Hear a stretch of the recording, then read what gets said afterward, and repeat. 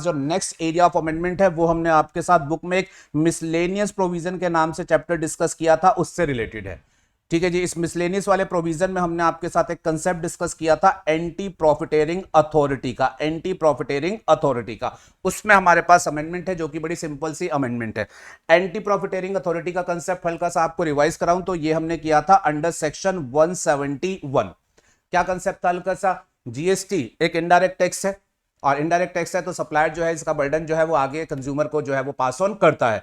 एक प्रोडक्ट के ऊपर अगर जीएसटी लगाया गया है लेट्स सपोज 18%, तो जो सप्लायर होगा वो कंज्यूमर को वो 18% का जीएसटी का बर्डन जो होगा वो पास करेगा। कल अगर ये टैक्स बढ़ करके 18 की बजाय गवर्नमेंट 28 कर देती है तो सप्लायर के पास ये राइट रहेगा कि वो अब 28% का बर्डन जो है वो पास कर दे। ऐसे ही अगर कल गवर्नमेंट जो है वो जीएसटी की रेट 18% से घटा करके 5% कर देती है तो सप्लायर का ये ऑब्लिगेशन रहेगा, ध्यान से सुनिएगा आप, सप्लायर का ये ऑब्लिगेशन रहेगा कि गवर्नमेंट ने अगर टैक्स रेट कम करी है तो वो भी जो है अपने कस्टमर से जो होगा वो कम रेट जो है वो टैक्स कलेक्ट करे।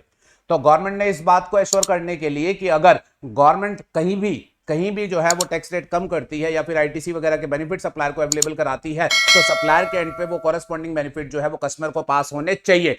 अगर सप्लायर जो है बर्डन हमेशा पास करता है लेकिन जब बेनिफिट उसे सरकार के द्वारा दिए जाते हैं वो बेनिफिट पास ऑन नहीं करता है तो इसका मतलब ये हो गया कि वो बेनिफिट अपने पास होल्ड करके रख रहा है, मतलब वो अनड्यू तरीके से जो है वो प्रॉफिट कमा रहा है और ऐसा करना बिल्कुल अलाउड नहीं है। तो इन चीजों को कंट्रोल करने के लिए सेक्शन 171 में एंटी प्रॉफिटेरिंग के प्रोविजन जो थे वो बनाए गए थे। सेक्शन 171 में लिखा गया था कि सप्लायर ये एश्योर करे कि जो भी बेनिफिट सरकार की तरफ से आएंगे टैक्स रेट कम होकर के या आईटीसी अवेलेबल होकर के वो आगे पास ऑन करेगा। अगर वो पास ऑन नहीं करता है और उसकी केस की शिकायत गवर्नमेंट के पास आती है तो उसके अगेंस्ट एंटी प्रॉफिटेरिंग के एक्शन जो होंगे वो एक अथॉरिटी के द्वारा जो होंगे वो लिए जाएंगे। अब इंफेसिस लीजिएगा, अथॉरिटी के द्वारा एक लिए जाएंगे। अब कौन सी अथॉरिटी जो है वो एंटी प्रॉफिटेरिंग के एक्शन लेगी, कौन सी अथॉरिटी जो है वो एंटी प्रॉफिटेरिंग के एक्शन लेगी? तो आपको याद होगा आपने लास्ट टाइम तक पढ़ा था कि जो अथॉरिटी एंटी प्रॉफिटेरिंग के केसेस को हैंडल करेगी उसका नाम था नेशनल एंटी प्रॉफिटेरिंग अथॉरिटी, जिसको हम शॉर्ट में एनडबलए के नाम से बोल देते थे या फिर नापा, नेशनल एंटी प्रॉफिटेरिंग अथॉरिटी इस नाम से बोल देते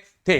अब ये जो नेशनल एंटी प्रॉफिटेरिंग अथॉरिटी थी ये स्पेसिफिकली जीएसटी लॉ ने सेक्शन 171 में बनाई थी और इस अथॉरिटी को यह जिम्मेवारी सौंपी थी कि ये एंटी प्रॉफिटेरिंग की अगर शिकायत कस्टमर की तरफ से आएगी तो आपने केसेस को एग्जामिन करके जो भी होल्डर एंटी प्रॉफिटेरिंग के गिल्टी होंगे उसके अगेंस्ट जो एक्शन बनते हैं वो आपने लेने हैं।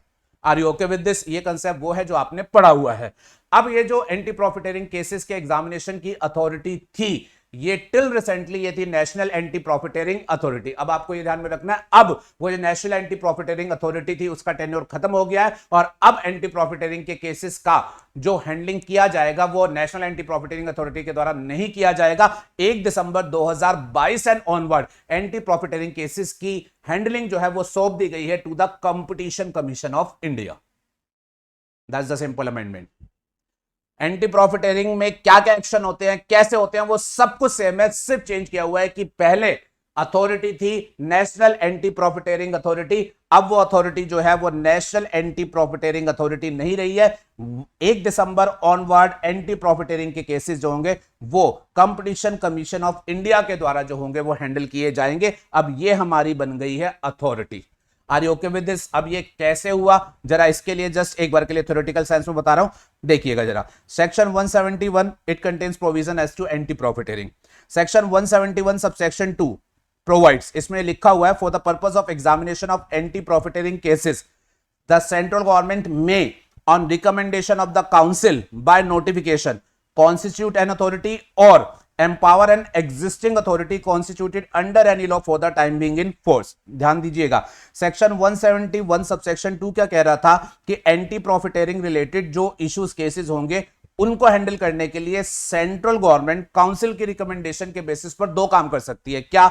एक तो वो ये काम कर सकती है कि वो स्पेशल अथॉरिटी बनाए उन केसेस को हैंडलिंग के लिए, या दूसरा काम वो क्या कर सकती है, कोई भी अथॉरिटी किसी भी और लॉ में एग्जिस्ट कर रही है वो उस अथॉरिटी को एंटी प्रॉफिटेरिंग के केसेस हैंडल करने की जिम्मेवारी सौंप सकती है। मतलब गवर्नमेंट को दो पावर दी गई थी, या तो एक अथॉरिटी बनाओ जीएसटी में अलग से हैंडलिंग करने के लिए, या किसी अदर लॉ में कोई अथॉरिटी है उसको ही इन केसेस को हैंडलिंग करने की जिम्मेवारी सौंप लो।